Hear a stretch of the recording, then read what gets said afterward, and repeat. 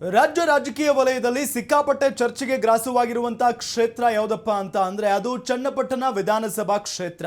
Channapatna by election ಇನ್ನೇನು ಕೆಲವು ದಿನಗಳಲ್ಲಿ ನಡೆಯುತ್ತೆ.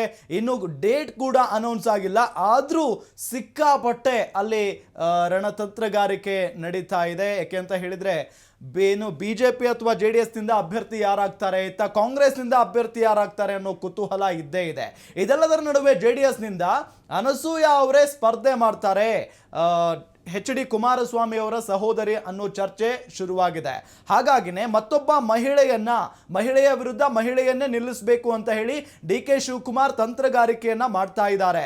ಹಾಗಾದ್ರೆ ಯಾರು ನಿಲ್ಬಹುದು ಈ ಕ್ಷೇತ್ರಕ್ಕೆ ಕಾಂಗ್ರೆಸ್ ನಿಂದ ಅಭ್ಯರ್ಥಿ ಅನ್ನೋ ಒಂದು ಪ್ರಶ್ನೆ ಇದ್ದೇ ಇದೆ. ಇದೇ ವಿಚಾರಕ್ಕೆ ಸಂಬಂಧಪಟ್ಟಂತೆ ಒಂದು ಬಿಗ್ ಬ್ರೇಕಿಂಗ್ ನ್ಯೂಸ್ ಲಭ್ಯ ಆಗ್ತಾ ಇದೆ.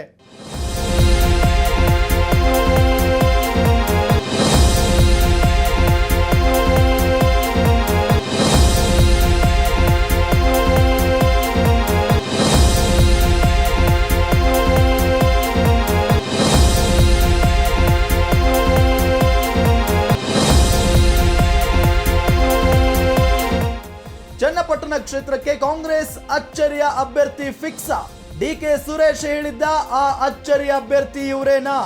ಯಾರು ಊಹಿಸದ ಅಭ್ಯರ್ಥಿಯನ್ನ DK ಶಿವಕುಮಾರ್ ನಿಲ್ಲಿಸ್ತಾರ? ಹಾಗಾದ್ರೆ DCM DKಶ್ರೀ ಸಂಪರ್ಕ ಮಾಡಿದ್ದು ಯಾರನ್ನ ಗೊತ್ತಾ? ನೀವು ಸ್ಪರ್ಧೆ ಮಾಡಿ, ನಾವು ಗೆಲ್ಲಿಸಿಕೊಂಡು ಬರ್ತೀವಿ.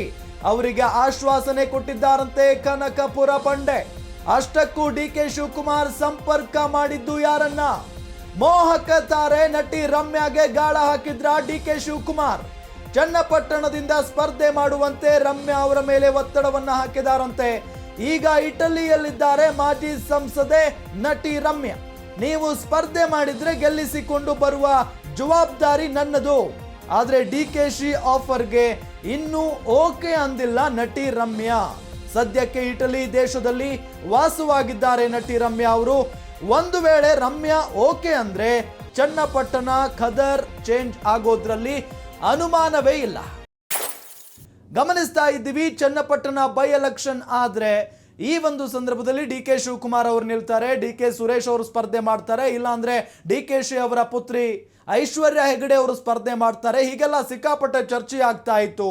ಇದೆಲ್ಲದರ ನಡುವೆ ಕುಸುಮಾ ಅವರ ಹೆಸರು ಕೂಡ ಕೇಳಿ ಬಂದಿತ್ತು. ಆದ್ರೆ ಈಗಿನ ಬ್ರೇಕಿಂಗ್ ಹೇಳ್ತಾ ಇದೆ, ರಮ್ಯಾ ಮೋಹಕ ತಾರೆ ಸ್ಯಾಂಡಲ್ವುಡ್ನ ಕ್ವೀನ್ ರಮ್ಯಾ ಅವರಿಗೆ DK ಶಿವಕುಮಾರ್ ಗಾಳ ಹಾಕಿದ್ದಾರೆ. ನೀವು ಬಂದು ಕೇವಲ ಸ್ಪರ್ಧೆ ಮಾಡಿ ಗೆಲ್ಲಿಸಿಕೊಂಡು ಬರುವಂತ ಜವಾಬ್ದಾರಿ ನನ್ನದು ಅಂತ ಹೇಳಿ ರಮ್ಯಾ ಅವರಿಗೆ ಆಶ್ವಾಸನೆಯನ್ನ ಕೊಟ್ಟಿದ್ದಾರಂತೆ DK ಶಿವಕುಮಾರ್ ಅವರು. ಆದ್ರೆ ರಮ್ಯಾ ಅವರು ಇದಕ್ಕೆ ಇನ್ನೂ ಓಕೆ ಅಂದಿಲ್ಲ ಅನ್ನೋದು ಗೊತ್ತಾಗ್ತಾ ಇದೆ. ನೋಡೋಣ ರಮ್ಯಾ ಅವರು ಇಲ್ಲಿಂದ ಸ್ಪರ್ಧೆ ಏನಾದರೂ ಮಾಡ್ತಾರಾ ಇಲ್ವಾ ಅಂತ ಹೇಳಿ. ಅಕಸ್ಮಾತ್ ಆಗಿ ರಮ್ಯಾ ಚನ್ನಪಟ್ಟಣದಿಂದ ಸ್ಪರ್ಧೆ ಮಾಡಿದ್ದೇ ಆದ್ರೆ ಚನ್ನಪಟ್ಟಣ ಕದನ ದೊಡ್ಡ ಮಟ್ಟದಲ್ಲಿ ನಡೆಯೋದ್ರಲ್ಲಿ ಅನುಮಾನವೇ ಇಲ್ಲ.